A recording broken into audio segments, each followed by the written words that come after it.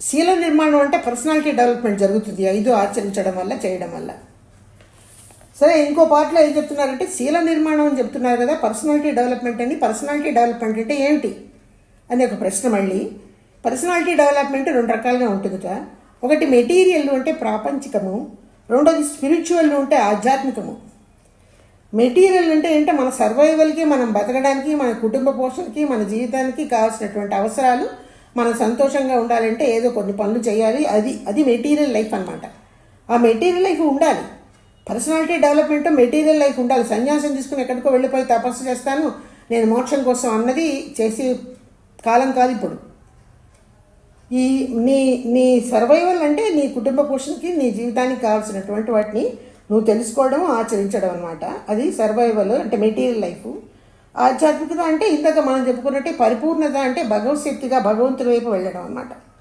భగవంతుడిని తెలుసుకోవాలని, భగవంతుడు అంటే ఏంటని, ఆయన నిరాకార నిర్గుణ స్వరూపుడని, ఆయన యొక్క జ్ఞానము, పరిపూర్ణమైనటువంటి పరమాత్మ యొక్క జ్ఞానము ఫ్రాక్షన్గా అంటే చిన్న అంశంగా మన అందరిలోనూ ఉంది. ఇది ఆత్మ అన్నమాట. పరమాత్మ పరిపూర్ణ జ్ఞానం. ఈ మనలో ఉన్న ఆత్మ అన్నది ఫ్రాక్షన్ అన్నమాట. ఈ సత్యాన్ని గ్రహించడమే ఆధ్యాత్మికత. మెటీరియల్ లైఫ్ ఒకటి, ఆధ్యాత్మికత లైఫ్ ఒకటి. ఎప్పుడైతే నాలో ఉన్నటువంటి జ్ఞానము భగవంతుని యొక్క అంశే, జ్ఞానం రూపంలో భగవంతుడే ఒక చిన్న ఫ్రాక్షన్గా ఆత్మ రూపంలో నాలో ఉన్నాడు అన్న సత్యాన్ని తెలుసుకోవడము, తర్వాత అది తెలుసుకున్న తర్వాత దాన్ని ఎదుటి వాళ్ళకి సహాయ సహకారాలు చేస్తూ, మనం ధ్యానాలు చేస్తూ, లేదా భక్తి మార్గంలోనూ, కర్మ మార్గంలోనూ, ధ్యాన మార్గంలోనూ, జ్ఞాన మార్గంలోనూ నీకు నచ్చిన మార్గంలో నువ్వు పరిపూర్ణతగా వెళ్ళడమే అన్నది ఆధ్యాత్మికత. ఒకటి సర్వైవల్ కోసం, అది మెటీరియలిస్టిక్ లైఫ్ అన్నమాట. రెండోది స్పిరిచువల్ అంటే ఇప్పుడు చెప్పుకున్న ఆధ్యాత్మికత, భగవంతుని తెలుసుకుని ఆయన వైపు వెళ్ళడమే ఇదన్నమాట. ఇప్పుడు ఇలా ఎలా వెడతాము? భగవంతుడి వైపు వెళ్ళాలి, పరిపూర్ణత సంపాదించుకోవాలంటే ఎలా వెడతాము? దానికి ఏంటంటే మన మైండ్ని స్ట్రీమ్లైన్ చేసుకోమంటారు. మనలో ఉన్న అనేక పాపపు ముద్రలు తొలగించుకోవాలి. సంచిత కర్మల ద్వారా కొన్ని వచ్చాయి, ప్రారంభ కర్మల ద్వారా కొన్ని వచ్చాయి. తర్వాత పరిణామ క్రమంలో యానిమల్స్కి స్వభావాలు ఉంటాయి కదా. పరిణామ క్రమం అనేది ఎవల్యూషన్లో యానిమల్కి ఉన్నటువంటి స్వభావాలు కూడా మనలో వచ్చాయి. అవి అరిషడ్ వర్గాలు. ఈ అరిషడ్ వర్గాలు పశువుల నుంచే మనకు వచ్చాయి. యానిమల్ పరిణామ క్రమంలో వాటికి ఉన్న లక్షణాలు మానవుడి వరకు, మొదటి మానవుడి వరకు వచ్చి ఆయన సంతానంగా మనందరికి అందే. ఈ అరిషడ్ వర్గాలన్నవి మనకి పాపపు ముద్దలు తీసుకొస్తున్నాయి. ఈ పాపపు ముద్దలు ఉండడం వల్ల మనకేమవుతుంది? అవి మన మైండ్ ద్వారా బయటకు వ్యక్తీకరణ చేసి మనకి కోపము, క్రోధము, లోభము, మదము, మాత్సర్యం లాంటి అరిషడ్ వర్గాలు వచ్చి మన అనుభవంలోకి తెచ్చుకోవడం వల్ల ఏమవుతుందంటే ఇక్కడ జరుగుతున్న పెద్ద నష్టము మానవులు అసలు గుర్తించటం లేదు. మనకి ఆరోగ్యం పాడైపోతూ ఉంటుంది, యాక్సిడెంట్లు అవుతూ ఉంటాయి, మన సంతానం ప్రయోజకులు కాక భ్రష్టులు అవుతూ ఉంటారు, తర్వాత అకాల మరణాలు వస్తాయి. మన పిల్లలు అకాల మరణానికి గురవుతున్నారు. ఇవన్నీ ఎందుకు వస్తున్నాయి? నీలో ఉన్న పాపపు ముద్రలు, సిన్ ఇంప్రింట్సే. ఈ సిన్ ఇంప్రింట్స్ నీకు ఎక్కడి నుంచి వచ్చాయి? సంచిత కర్మల ద్వారా వచ్చాయి, తల్లిదండ్రుల వల్ల, తాత ముత్తాతల వల్ల. ప్రారంభ కర్మలు వచ్చాయి, తెలిసి తెలియక జీవితంలో నువ్వు చేస్తున్న తప్పుల వల్ల వచ్చాయి, అది ప్రారంభ కర్మలు. తర్వాత యానిమల్స్ నుంచి వచ్చాయి. ఒక యానిమల్కి, ఒక పాముకి ఒక వ్యక్తిని కాటేసి స్వభావం ఉంది. కొంతమంది మనుషుల్లో ఆ కాటేసి స్వభావం మనం చూస్తాం. పులి, సింహం లాంటివి ఏం చేస్తున్నాయి? ఇంకో ప్రాణిని చంపి దాన్ని ఆహారంగా తింటున్నాయి. అలా ఆహారంగా అలా తినడం అన్నది, ఒక దాన్ని చంపడం అన్నది సిన్ అనమాట. అది జంతువు కాదు కానీ సిన్నే. ఆ సిన్ ఇంప్రింట్ ఏమవుతుంది? ఎవల్యూషన్లో, పరిణామ క్రమంలో దాని జెనెటిక్ సెంటర్ ద్వారా మానవుడి జెనెటిక్ సెంటర్కి అందింది. ఇవన్నీ మనలో ఉండబట్టే మనం జీవితంలో అనేక కష్ట నష్టాలు, దుఃఖాలు, బాధలు, కోర్టు కేసులు, మానాభిమానాలు పోగొట్టుకోవడం అన్నీ జరుగుతున్నాయి. ఈ సత్యాన్ని నువ్వు తెలుసుకోలేకపోతున్నాడు మానవుడు. ఈ సత్యాన్ని తెలుసుకుని తన్ను మార్చుకుని తన ఒక సన్మార్గంలోకి రావాలన్నమాట. సృష్టి మొదటి నుంచి కూడా జనరేషన్స్ టుగెదర్ మనకు అందే ఈ పాపాలు. ఇవి తొలగించుకునే ప్రయత్నం చేయాలి. అది మనం వేరే ఉపన్యాసంలో మాట్లాడుకున్నాం, రిమూవల్ ఆఫ్ సిన్ ఇంప్రింట్స్ అని.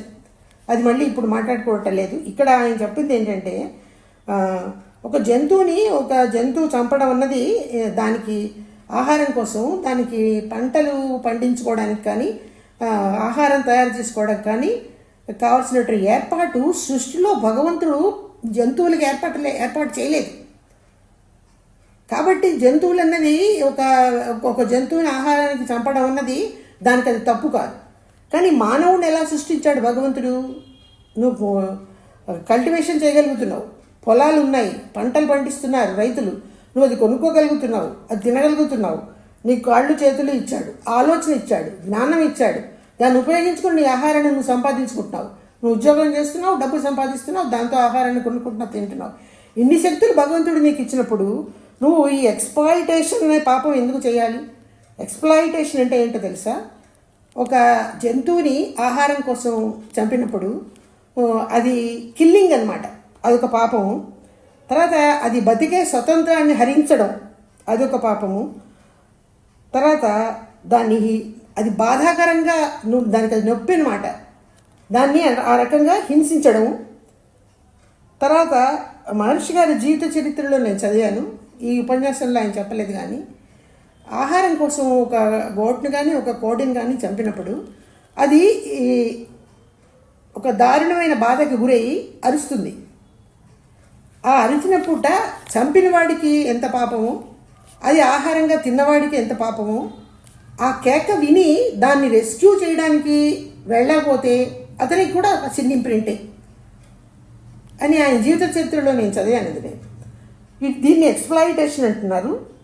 ఇటువంటి ఎక్స్‌ప్లాయిటేషన్స్ అన్నది అంటే హింసాత్మకంగా ప్రవర్తించడం, ఆహారం కోసం హింసాత్మక ప్రవర్తనలోకి వెళ్ళడం ఎక్స్‌ప్లాయిటేషను. అలా చేయకూడదు, అది మానవుడికి పాపమే. ఇవన్నీ ఎలా మానాలి అని అనుకుంటే ఎక్స్‌ప్లాయిటేషన్ని ఇంకేం లేదంటే ధ్యానాలు చేయడం, మెడిటేషన్ చేయడం, ఇంట్రాస్పెక్షన్ చేయడం, ఆధ్యాత్మిక సాధనలు ఎన్నో ఉన్నాయి. ఎంతసేపు ఈ ధ్యానాలు ఒకటే కాదు, మహర్షి గారి మార్గంలో ధ్యానాలకు ఇంపార్టెన్స్ ఇచ్చి చెప్పారు. మనం ఇంతకుముందు చెప్పుకున్నాం కదా, భక్తి మార్గంలో ఉండడం కానీ, కర్మ మార్గంలో ఉండడం కానీ, జ్ఞాన మార్గంలో ఉండడం కానీ, ధ్యాన మార్గంలో ఉండడం కానీ, నీకు నచ్చిన మార్గంలో నువ్వు సిన్సియర్గా ప్రవర్తిస్తూ నీ సాటి వారికి ఏ రకంగానూ మానసికంగా శారీరకంగా హింసించకుండా నీ ఆదాయంలో చేతైనటువంటి సహాయం కొద్దో గొప్ప నువ్వు చేయడం అన్నది నెమ్మదిగా నీ ప్రవర్తనలో వ్యక్తిత్వ వికాసం తీసుకొస్తుంది, నీ పర్సనాలిటీ మారుతోంది, శీల నిర్మాణం జరుగుతోంది. అప్పుడు ప్రపంచ శాంతి ఏర్పడుతుంది. నీలో వచ్చిన మార్పుకి నీ ఇంటి కుటుంబ సభ్యులు మారుతారు, నిన్ను చూసి నీ ఇరుగు పొరుగు వారు మారుతారు, సమాజం మారుతుంది, నెమ్మదిగా దేశపరంగా మార్పు వస్తుంది. స్లోగా కొన్ని సంవత్సరాలు యుగాలు జరిగేసరికి ప్రపంచపరంగా కూడా అన్ని మార్పులు వచ్చి ప్రపంచ శాంతి తప్పకుండా ఏర్పడుతుంది. ఈ రకంగా ఎక్స్‌ప్లాయిటేషన్ తొలగచ్చు. ఇటువంటి సత్యాలన్నీ కూడా మీరు ఈ రిట్రీట్స్ వల్ల తెలుసుకుంటారు. ఇటువంటి సత్యాలు తెలుసుకోవడానికి ఆధ్యాత్మిక సమావేశాలు సంవత్సరానికి ఒకసారి ఆధ్యాత్మిక ఇన్స్టిట్యూషన్లు జరుగుతాయి. వీలైనంత వరకు వాటికి అటెండ్ అయ్యి మనలో ఉన్న జ్ఞానాన్ని లోపలికి అన్నమాట డీపర్ లెవెల్స్కి వెళ్ళి పెంపొందించుకోవడమే రిట్రీట్స్ యొక్క ముఖ్య ఉద్దేశము అని చెప్పారు. చివరిలో బెనిఫిట్స్ చెప్తున్నారు. బెనిఫిట్స్ అన్నవి పెద్దగా ఏమీ లేవు, ఇందాక ఉపన్యాసంలో మాట్లాడుకున్న వాటిల్లోనే అక్కడక్కడ ఉన్నాయి, అవే క్రోడీకరించి ఇక్కడ చెప్పారనమాట. భక్త సమ్మేళనాలు అంటారు ఈ రిట్రీట్స్ని. భక్తులందరూ ఇలా ఒక సంవత్సరానికి ఒకసారి ఒక చోట సమావేశం అవ్వడం వల్ల మహర్షి గారి లాంటి ఉపన్యాసాలు, ఆయన టీచింగ్స్, ఆ రిట్రీట్స్లో ఆయన చెప్తున్నటువంటి మెడిటేషన్స్ అవి నేర్చుకోవడం వల్ల ఏమవుతుందంటే నెమ్మదిగా మనం ఇందాక చెప్పుకున్న ఎక్స్‌ప్లాయిటేషన్ అనే ఆ జీవహింస ప్రాణహింస చేయకూడదు అనే ఒక సంకల్పం కలుగుతుంది. నెమ్మదిగా స్లోగా మీరు ఆ సంకల్పాన్ని ఆచరణలోకి దింపగలుగుతారు. అది తప్పకుండా జరుగుతుంది. రెండో లాభం ఏంటంటే ఒక మనిషి యొక్క అభిప్రాయాన్ని ఇంకొక మనిషి అభిప్రాయంతో తెలుసుకుంటారు. ఎక్స్చేంజ్ ఆఫ్ ఐడియాస్ కూడా ఈ సత్సంగాల వల్ల వస్తాయి. మహర్షులు లాంటి ఉత్తములు జ్ఞానులు స్టేజ్ ఎక్కి మాట్లాడతారు రిట్రీట్స్లో. వాళ్లే కాకుండా అతి సామాన్యులైన మనలాంటి వాళ్ళు రిట్రీట్స్కి అటెండ్ అయిన వాళ్ళని కూడా ఒకళ్ళిద్దరూ ఇన్ఛార్జ్ ఉంటారు మన టీంకి, వాళ్ళు కూడా స్టేజ్ ఎక్కి మాట్లాడుతూ ఉంటారు. వాళ్ళ అభిప్రాయాలు మనం చెప్తూ ఉంటే మన అభిప్రాయాలకి కొన్ని మార్పు చేసుకోవాలి, వీళ్ళు చెప్తున్నారు కాబట్టి మన పర్సనాలిటీలో ఇటువంటి చేంజ్ తెచ్చుకోవాలి అనే భావన కూడా ఈ రిట్రీట్స్కి వెళ్ళి ఏర్పడడం వల్ల ఏర్పడుతుంది. తర్వాత సంవత్సరానికి ఒకసారి ఇలా అందరం కలుసుకుంటాం కాబట్టి మన లైఫ్ స్టైల్ మారుతుంది. లైఫ్ స్టైల్ అంటే ఏంటి? ఈ ఆధ్యాత్మిక సమావేశాలు అనేవి 3 రోజులు జరుగుతాయి జనరల్గా, లేదా 2 రోజులు. వీటి వల్ల ఏమవుతుందంటే వాళ్ళ లైఫ్ స్టైల్ మనకి చేతవుతుంది. ఇంట్లో ఉన్నప్పుడు మనకి ఈ టైంకి అన్నం తినాలి అన్న, ఈ టైంకి పడుకోవాలి అన్న, అది ఆచరించడం కొంచెం కష్టమే. చేయాలని మనందరికీ తెలుసు, అది జీవన సరళి అనమాట. ఆ జీవన సరళి అక్కడ పర్ఫెక్ట్గా 3 రోజులు నేర్పుతారు. పొద్దున్నే 4:30కే లేవడం, వెంటనే మెడిటేషన్కి అటెండ్ అవ్వడం, టీ ఏ టైంకి తీసుకోవాలి, అది అయిపోయిన తర్వాత స్నానాధికారులు ముగించుకుని వాళ్ళు కొన్ని ఆధ్యాత్మిక సాధనలు చేయిస్తారు. అద్దం సాధనని, బాడీ ఎక్సర్సైజ్లని, స్పిరిచువల్ ఎక్సర్సైజ్ని రోజు కొన్ని ఒక్కొక్క సెక్షన్లో అవి చేయిస్తారు. ప్రతి సెక్షన్ ముందు మెడిటేషన్ ఉంటుంది. 4 సెక్షన్స్ ఉంటాయి రోజుకి. 4 సెక్షన్స్ ముందు 4 మెడిటేషన్స్ ఉంటాయి.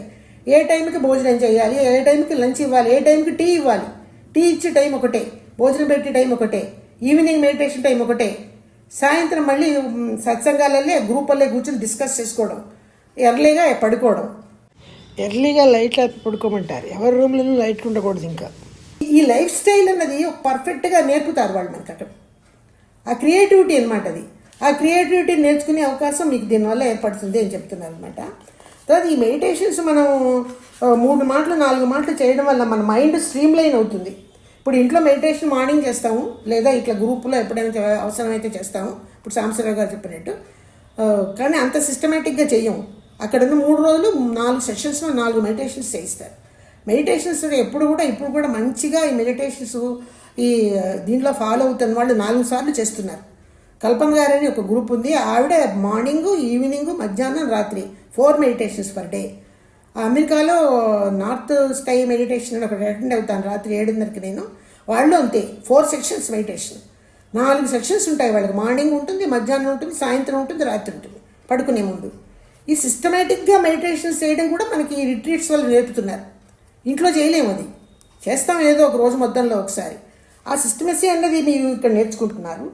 తర్వాత ప్రతిరోజు ఇలా చేయడం వల్ల, ఈ మెడిటేషన్స్ చేయడం వల్ల పర్సనాలిటీ శీల నిర్మాణం జరగడమే కాకుండా ప్రశాంతమైన మనసు ఏర్పడుతుంది. మీరేం చేస్తారంటే ఎప్పుడైతే పర్ఫెక్ట్నెస్ అనేది మెడిటేషన్స్లో నేర్చుకున్నారో, రోజుకు 4 సార్లు నుంచి మీరు మీ శిష్యులకి రేపు దీక్షలు ఇస్తారు కదా, మీరు యోగా క్లాసులు తీస్తారు కదా, చాలా అనుభవంతో చాలా చక్కగా మీ శిష్యులకు మీరు నేర్పేటటువంటి మంచి అవకాశాన్ని మీరు పెంపొందించుకోగలుగుతారు ఈ రిట్రీట్స్కి అటెండ్ వల్ల.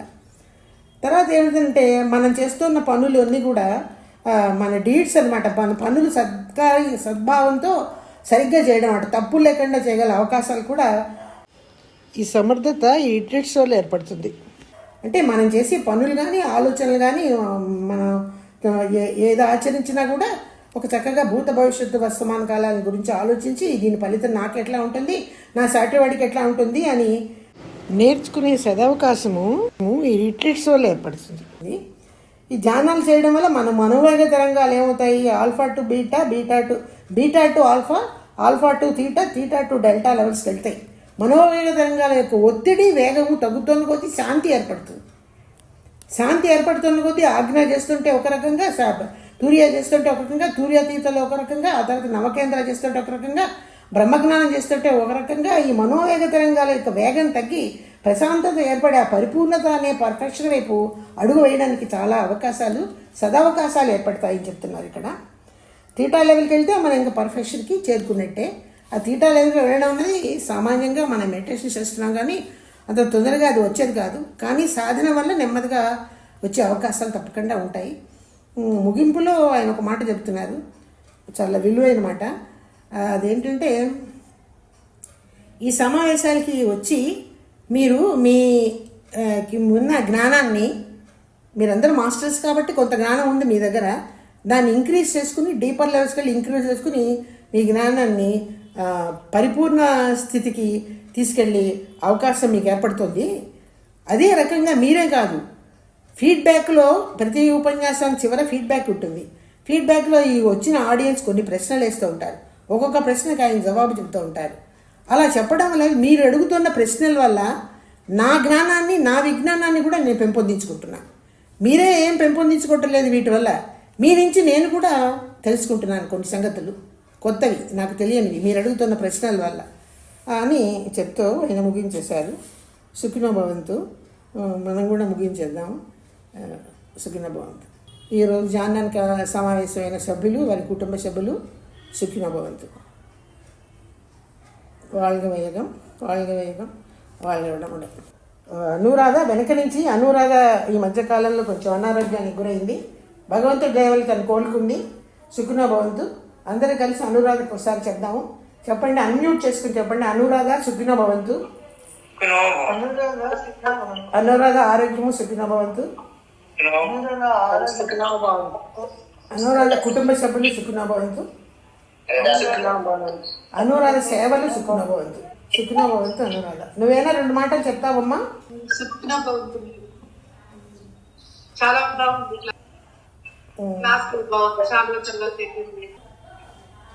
అనురాధ తర్వాత మంగవల్లి గారు ఏవో ఒక 2 మాటలు చెప్పి ముగించేయండి. క్లాస్ చాలా బాగుంది మేడం. సబ్జెక్ట్ కూడా చాలా ఇంట్రెస్టింగ్ గా ఉంది. Super madam. సుఖినో భవంతు మంగవల్లి గారు. ప్రమీల చాలా చక్కగా వివరంగా ఒకదాని తర్వాత ఒకటి చాలా బాగా చెప్పావు సుమని. మేము చాలా హ్యాపీగా ఫీల్ అయ్యాము అవి వింటుంటే పద్ధతిగా. అంటే మేము ఎప్పుడు ఇట్లాంటి వాటికి నేను అటెండ్ అవ్వలేదు కదా, అందుకని నాకు చాలా బాగా అనిపించింది.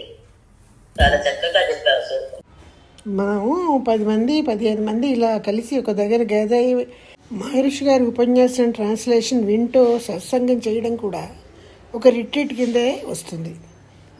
బేబీ రామనాథ్ కురుగంటి బేబీ చాలా బాగా చెప్పారు అత్తయ్య, అంతా వివరంగా బాగుంది. సుఖినో భవంతు బేబీ. సుఖినో భవంతు. సుఖినో భవంతు. సాంబశివరావు గారు. అందరికీ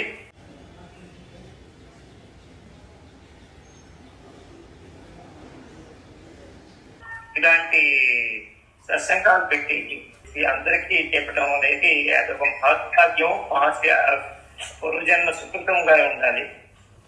అందుకని ఆ పురిమణి గారికి వారి సేవకు సుఖినో భవంతు. సుఖినో భవంతు వారి సేవకు సుఖినో భవంతు సాంబశివరావు గారు. సుఖినో భవంతు. తర్వాత పద్మావతి మేడం పరిపల్లి చెప్పండి మేడం.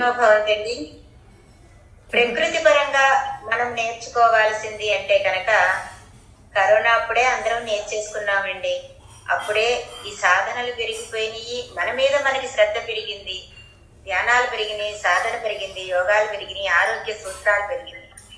ఇక ప్రపంచంలో వచ్చే విపత్తులు, యుద్ధాలు అంటారా, అందుకే మన మహర్షి గారు ప్రతిరోజు బ్లెస్సింగ్స్ ఇస్తున్నారు. ఈ మార్కులు అనేవి కూడానండి వయసు అయిపోయిన దానికన్నా చిన్న వయసే నుంచే దీన్ని అభ్యాసం చేస్తే కనుక మనకి దీని వల్ల ప్రయోజనం బాగా తెలుస్తుందండి. ఇప్పుడు ఖాళీగా కూర్చొని మనం చేసేది లేదు. అదే యువతలో నుంచి గనక మనకి ఈ మార్పు తీసుకురాగలిగితే, అందుకనే మన మహర్షి గారు స్కూల్స్ దగ్గర నుంచి కూడా ఈ విద్యను అందించే మార్గాన్ని పెట్టారు. అప్పుడే యువతలో ఇది ఏంటి అనేది తెలుస్తుంది. కాయకల్ప యోగం వల్ల పరిపూర్ణమైన ఆరోగ్యాన్ని, ఇంకా మన ఒక్క కాయకల్పలోనే ధ్యానము, ఎక్సర్సైజు అన్ని కూడా ఉంటాయని మహర్షి గారు మనకి విద్యను అందించారు. కాబట్టి ముందు పిల్లల దగ్గర నుంచి మార్పును తీసుకొస్తే ఈ సాధనకి ఫలితం పెరుగుతుందని, ఇది తప్పు, ఇది ఒప్పు, ఇది చెయ్యొచ్చు, ఇది చెయ్యకూడదు అనేది తెలుస్తుందని, ముందుగా మన ఇంట్లో నుంచే ఈ మార్పును మనం తీసుకురావడానికి ప్రయత్నం అనేది మొదలవుతుందని. స్కూల్స్ లో మొదలు పెడితే పిల్లలు ఇంట్లో మారుతారండి. ముందు ఇంట్లో ఉన్న తల్లులు, తండ్రులు ఈ సాధన మొదలుపెట్టి పిల్లలకు అందించి, పిల్లల ద్వారా సమాజానికి అందిస్తే గనక ఈ దీవెన ఫలితం చాలా బాగుంటదండి. అందుకనే కదా ప్రపంచ సంక్షేమాకాంక్షలో ప్రతిరోజు చేస్తున్నాము. ఇకపోతే మన దీవెనలోనే ఉన్నది ఏముంది? శారీరకంగా, మానసికంగా ఎవరిని బాధించను, చేతనైనంత మందికి సహాయం చేస్తానని. మనకున్న దాంట్లో, మనకున్న పరిధిలో చేతనైనంత విద్యాదానం చేయాలి, ఈ సాధనా ధ్యానం చేయాలి, దానం డబ్బుగా కూడా మనం సహాయం చేయొచ్చు. ఇలాంటివన్నీ మన మహర్షి గారు సులభతరంగా మనకు అందించారు. కాబట్టి ఇవన్నీ మనం ఎప్పుడైతే అన్ని ఆచరిస్తామో, సాధనలోకి తెస్తామో, అప్పుడే ఈ యొక్క మనం నేర్చుకున్న విద్యకి కానీ, మహర్షి గారు మనకు అందించిన విద్యకి కానీ, తపనకు కానీ సార్థకత చేకూరుతుందని నేను అనుకుంటున్నానండి.